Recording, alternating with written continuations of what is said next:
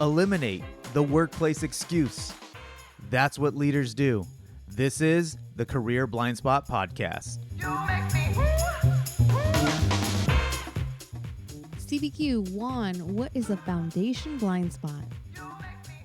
It's weird to hear you call me Juan, but it is the last two blind spots of the blind spot coaching. So if you've been following along, you took that survey. If not, it's in the show notes, as well as you have the option to purchase and download the PDF template to take yourself through it. At careerblindspot.com. Thank you.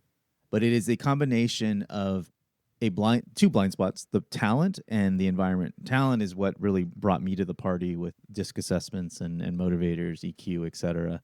And we've heard the term square peg, round hole. It's both. It's we don't fully understand ourselves, the peg, and fully understand our current environment, the hole or the role. But even better or more exciting, what is the ideal fit, place, role, title, etc. And this is something that Courtney has been participating in.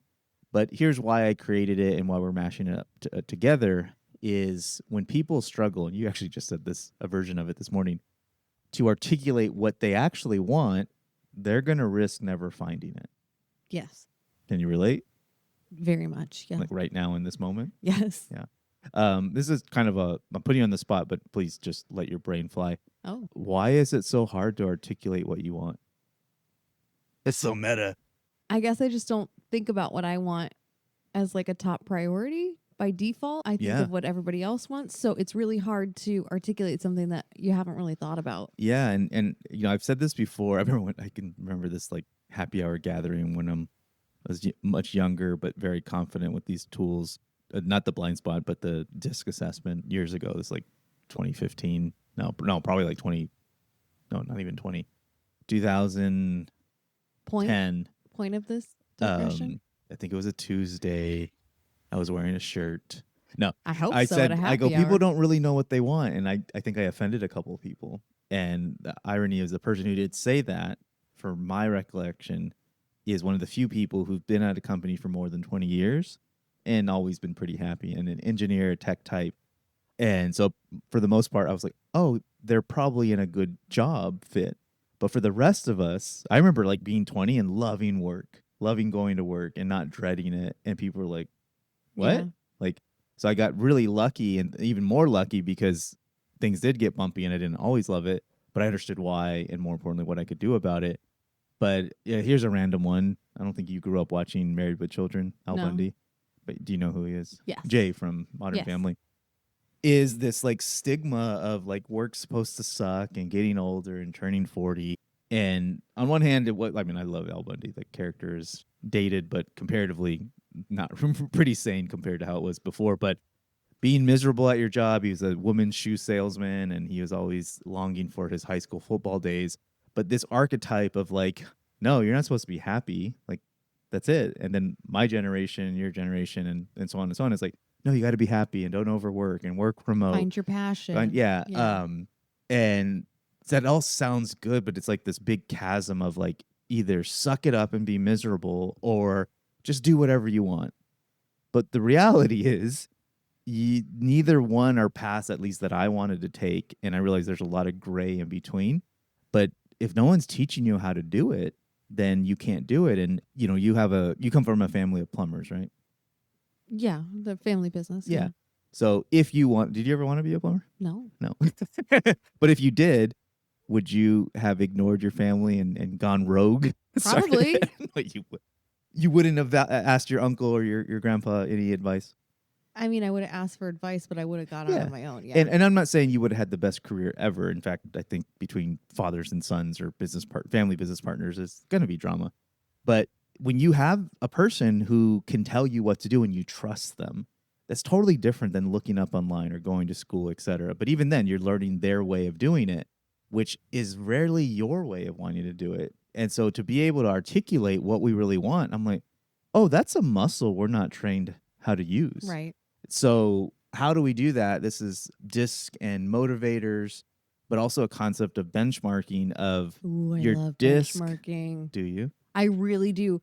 To be able to list out what something actually is and the actual day-to-day responsibilities, and then match that up with people, I really enjoy listening to you do that. So you love when I benchmark. Yeah. Yes. Because benchmark is the concept of it, at least in our terms, other people use it differently, is that going back to that square peg round roll, if you've ever made a bad hire or you've ever been in a job you don't like, it's a misalignment. Picture Chris Farley in Tommy Boy when he's like, fat guy in a little coat. You have the guy and then you have the uniform or the person and the role they're supposed to play, and you can kind of fit in, but it's not quite comfortable. Or if anyone has ever felt like, sometimes I buy suits, or in the past I've had suits that were like too baggy, and I'm like, I'm an adult, and yet I feel like I'm 12 going to the school dance. And so you can kind of fit, but like to actually have a really good fit or a really bad fit, it's two factors of the role and the person. And with DISC, which we've talked about tons, is how the person wants to communicate, and motivators is why they do what they do. And we can amend our behavioral style. Courtney can drink a bunch of coffee and become an extrovert. That's why I'm drinking coffee right now. I can shut up and listen, but I don't really want to. And so we're going to fit into roles that want us to be more of ourselves. Now, not to say Courtney doesn't want to ever talk to people, but she's more about matter of fact, objectives, details, etc. Yes, I'm a selective talker. And you can adjust your DISC style, your motivators. And what I tell people is like, this is not we're not trying to figure out what you can do. That helps, and that's going to come later, especially when it comes to skills and the jobs.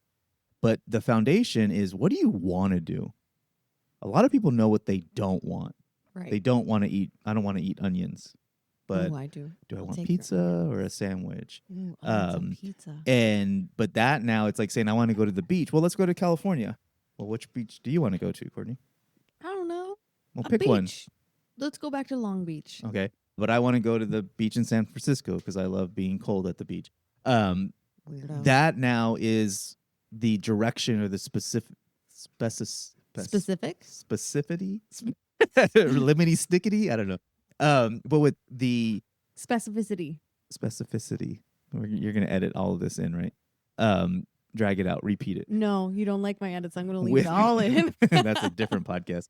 With the motivators, it's why you do what you do, or why I like to say why you engage or resist. Because sometimes people do things they don't really like, but you probably don't do it to the best of your ability, or you are not super thorough with it. And so if you can align your motivators to a job that actually needs you to be how you're wired, think about why why some people take sales jobs enthusiastically or 100% commission roles and other people don't, and they'd be more comfortable with the guaranteed salary or a higher base, etc.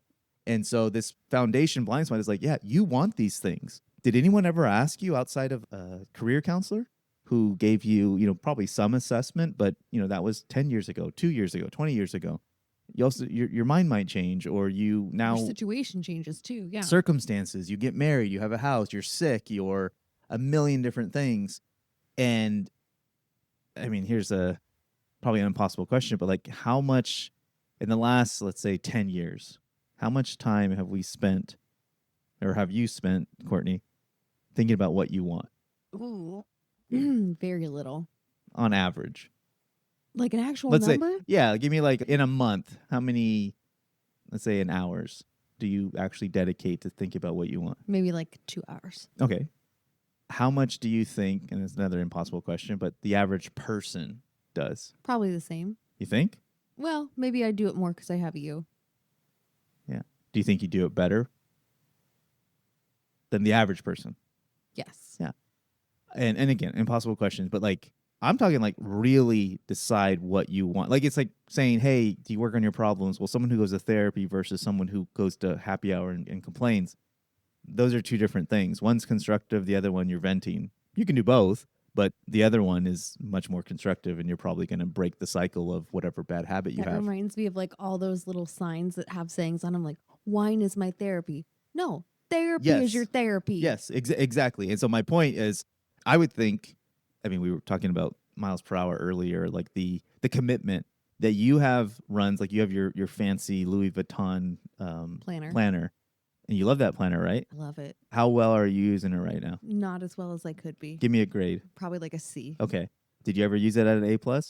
Yes. When? Gosh, I'm trying to think how long I've had it for. There was a good amount of time before we had the second baby where I was using it to schedule my day, which is like the best thing I can do every morning, first thing. And so that is you taking the time on what you want. Now, there could be a chasm. Like, give me 100 people who all use their calendar perfect, or like they all say A plus. Actually, no. Give me 100 people who all use their calendar religiously or very disciplined. I wouldn't guarantee that all of them feel A plus. I bet you a lot of them would say, yes, I use it, I get everything done, but they're not always making time for themselves. Yeah, there's not necessarily goals in people's. Yes, it's you're usually operating to someone else's standards, a work schedule, etc. Goals. A lot of students, especially high achieving undergrads, I would see, man, they're super disciplined, but they're only doing what their professors are assigning. Correct. And then they'll be struggling with getting an internship, a job, or something else. It's like, oh yeah, there is no curriculum. You have to make that up. You get to make it up, but also it's new territory, and I can help you with that. So that's how we're using those foundation. Again, we've gone in reverse that, I could help you with skills, resources, or anyone else can, networking. But if you don't know what you want, all that stuff is a grind. And it's like going to marriage counseling with someone you don't love. Now, it's not a guarantee everything you do you're going to love, but at least you have an idea of it. And so how we do that with the assessments, I'm going to see some trends right off the bat, but also you provide so many other answers, narrative of your past, your current situation, but also your future wants. And we put this together, kind of synthesize, blow it up, break it apart, rebuild, and we bring it to what will be the next episode, a new work mindset of like, this is how you can choose to see work and be the leader that you want, make the career moves you want. So if somebody wanted to work on this, what would you recommend that they start with? Because I know it's really daunting to hear this and actually try and do it. Yeah. So definitely, if you haven't already, take that survey. That one's free. And if you can, follow along with the PDF. But specifically for this call, the call to action, or this call, for this Zoom, so I will send you a recording. For this call to action for this pod and this foundation blind spot of both talent and environment. I'm a PEG. Am I in the right role, or where do I want to go next? What pisses you off? Really think about what is something you've always thought about and you probably never will stop thinking about as it relates to your work or just humanity in general. Dedicate time to what actually makes you angry. Because I guarantee when you're doing something about it with integrity and you have the right tools and connection and people, it gives you energy. But when you don't and you see people failing to meet an expectation, it's going to keep pissing you off. Oh my God, I'm just thinking about mid-century furniture. I'd rather restore it, and everybody who paints it makes me just see red. Yeah, don't do that with Courtney. So yeah, get mad, dedicate some time, drink some coffee, caffeinate, and really be honest with yourself. Here's another clue. If someone else can copy paste your answer, or if you have, you're not doing wrong. I don't want to deter you. But what pisses you off, what is unique to you, you don't need to write poetry, but it does need to be something unique. I even, when we do the especially the talent portion, is like, what would you get tattooed on your throat? Ooh. Don't actually do that, but I'm saying you believe this statement so much that you'd be willing to endure that type of pain and tell everyone you're not someone to screw with. I'm partial to bow down for my throat tattoo. I've always said that. That pisses you off when people don't bow down? That's right. All right. I'm the queen. That's my mom. That's true. We will see you for the next one.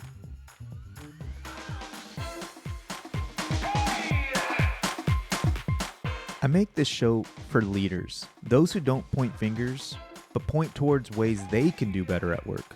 My ask for listening is you share the show on social and/or with other leaders, established or aspiring. Until then, no talent, no culture, no excuses.